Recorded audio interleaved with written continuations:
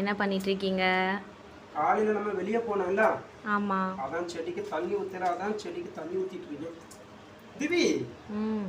இங்க பார்த்து இங்கெல்லாம் இலை அழகா இருக்கு. இங்க மட்டும் நேரு ஒரு மாதிரி வாடி இருக்கு. எவ்வளவுதான் இதாகனாலும் இந்த சைடு வந்து இலை வாடியே இருக்கு. அது எப்பயுமே இந்த சைடு வந்தா அது நம்மளுக்கு கண் திருஷ்டி. இங்க பாரேன், யாரோ செடியை உடைச்சி வச்சுட்டு போயிருக்காங்க திவிமா. இங்க பாரு. எங்க? அட பாவிங்களா, இங்க பாரு உடைச்சி இந்த இதுக்குள்ள. அட பாவிங்களா, இங்க பாரு, இங்க பாரு, தெளுத்து வேற வந்திருக்கு. இங்க பாரு, அப்படியே அடத்து இதுக்குள்ள இப்படி வச்சு செட் பண்ணி அப்படியே வச்சிருக்காங்க.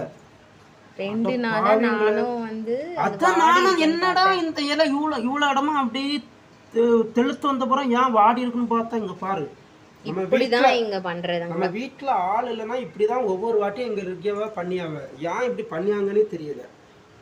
எவ்வளவு அழகா வந்து இங்க பாருங்க, எவ்வளவு இதா உடச்சு இங்க வச்சிருக்காங்க. நம்ம வீட்டுல இல்லாத டைமு நம்ம வளர்க்குற செடியை உடச்சி வச்சிருந்தா உங்களுக்கு கோவம் வரமா வராதா? யாருக்கெல்லாம் கோவம் வரமோ அவங்க எங்க சேனலை பார்த்துட்டு கண்டிப்பா கமெண்ட் பண்ணுங்க.